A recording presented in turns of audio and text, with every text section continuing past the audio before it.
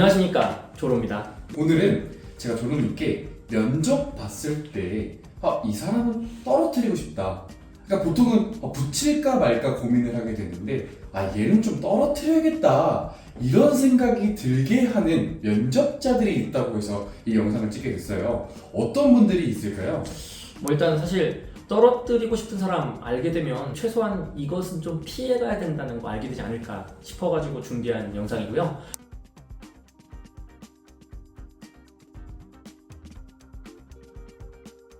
첫 번째는 저는 애매한 스케치가 된 종이보다 차라리 백지가 낫다고 생각을 하거든요. 이거 같은 경우에는 요즘 사실 대부분이 중고 신입이잖아요.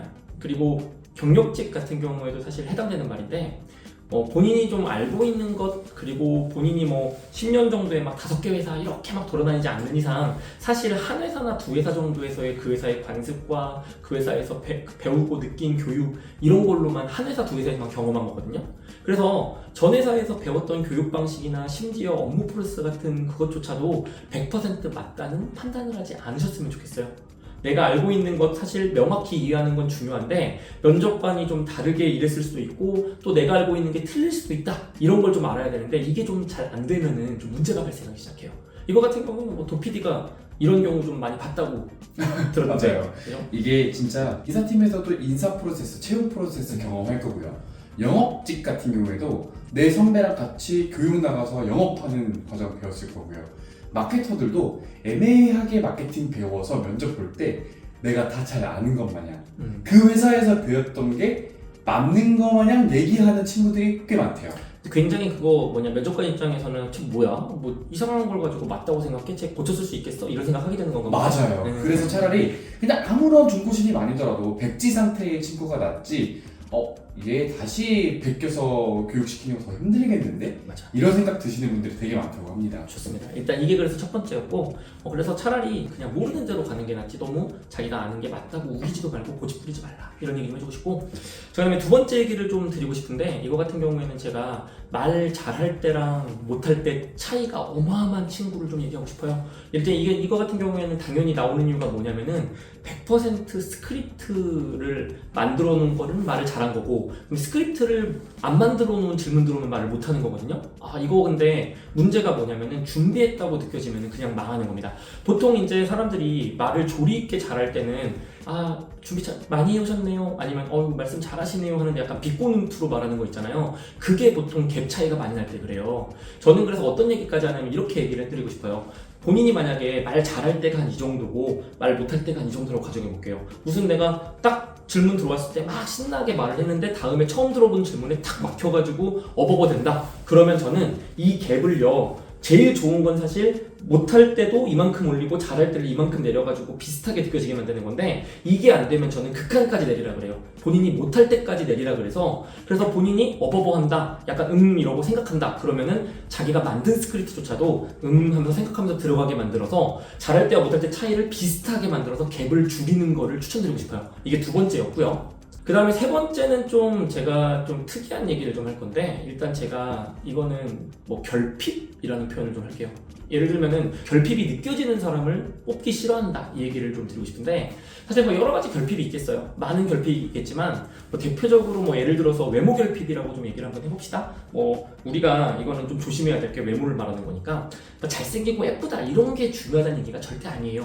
약간 그 사람을 자신감 있게 만들고 그 다음에 호감형 외모이냐 근데 이게 잘 안 되고 외모적 결핍이 너무 드러나서 예를 들면 키가 작다거나 뚱뚱하다거나 이런 거 사실 면접에서는 사실 키 작고 뚱뚱한 거 그렇게 중요하지 않거든요. 근데 주눅 들어서 자신 있게 말하지 못하고 뭔가 그렇게 해가지고 내가 아예 면접을 망치는 경우가 굉장히 많습니다. 이거 사실 생긴 거 솔직히 말씀드리면 본인 탓 아닌 경우가 훨씬 더 많잖아요. 이거 위축되면 절대 안 된다. 그냥 치고 나가면서 방긋방긋 웃으면서 호감형으로 좀 둔갑시켰으면 좋겠다 이런 얘기를 드리고 꼭 얘기해주고 싶어요. 호감형으로 갈 수 있게 좀 노력도 많이 하고 준비도 많이 해라. 주눅 들지 마라. 이런 얘기 좀 드리고 싶고 이제 얘기하다 보니까 좀 다른 게 좀 생각나는데 아까 전에 제가 도PD랑 얘기할 때 도PD가 그런 얘기를 하더라고요. 오버하는 사람 좀 싫지 않나. 그 얘기가 좀 뭐예요? 그러니까 간절해 보이는 거랑 오버하는 건 저는 한 끗 차이라고 생각을 하거든요. 근데 보통 마지막 할 말 같은 데서 임원분들이 특히 2차 면접 때 마지막 할 말 없으세요? 그러면 갑자기 딱 손 들고 진짜 간절해 보이게 말하는 사람이 있고요. 아, 쟤 왜 이렇게 오만 떨어? 그 손발 오그라드는 그 네. 그거가 저는 너무 싫고, 그렇게 얘기하면 오히려 제 회사에 들어오면 튀겠다. 저 좀 약간 관종 기질이 있어서 내가 컨트롤하기 쉽지 않겠다. 근데 뭔지 알 것 같아요. 네. 마지막 준비해가지고 막 되게 화려하게 막 하려고 하는 친구들 이런 거 얘기하는 것 같은데 맞아요. 사실 저는 뭐 꼭 마지막 할 말 아니더라도 얘기하고 싶은데 그 얘기는 좀 이해가 돼요. 예를 들면은 한 번 말하고 간절하게 딱 끝나면 좋은데 1절, 2절, 3절까지 해가지고 아우 막 이런 거. 그래서 예를 들면은 우리는 이런 생각도 하죠. 면접에서 내가 이 얘기 해도 되나? 이런 게 있는데 이거 차라리 안 하는 게 맞는데 이거를 하게 될 경우에 점점 꼬이는 거예요. 오버를 하면 안 되는데 준비한 것 이상으로 오버해서 꼬이는 경우가 있다. 이거 좀 조심해라. 특히 저는 이런 얘기 드리고 싶어요. 여러분이 평상시에 좀 말 많다는 소리를 듣는 사람, 예를 들면 저 같은 사람이죠. 평상시에 좀 너무 말이 좀 많아 이런 얘기를 듣는 사람은요, 제발 좀 말 좀 줄이고, 그다음에 본인이 좀 잘 봤다, 면접을 잘 봤다 느끼면 사실 말 많았던 거에서 떨어지거든요. 그러니까 오버하지 말고 말을 좀 줄여라. 저는 근데 대신에 반대 얘기도 하고 싶은 게, 다만 그런 소리 안 듣고 좀 말이 좀 없다, 너무 묵묵하다 이런 소리 듣는 사람은 사실 너무 적은 것도 활발해 보이지 못하기 때문에 이것도 문제될 수 있으니까 열정적으로 보이게 좀 더 말을 좀 많이 해라. 사실 그 중간치 값을 가져가는 게 좋은 거라서 여러분이 그 위의 활발함과 아래의 내성적인 거에 중간값을 찾으려고 노력을 많이 하시고, 본인에게 모자란 게 있다면은 자기에게 허용되는 한의 활발함, 자기에게 허용되는 한의 진지함을 보여줄 수 있게 스크립트도 잡아놓으면 좀 도움이 될 것 같습니다. 갑자기 떠올랐는데 제가 그 BGF 리테일 면접 볼 때였거든요. 근데 한 친구는 되게 간절해 보였는데 그 이유가 뭐냐면 BGF 리테일을 3번 지원했대요.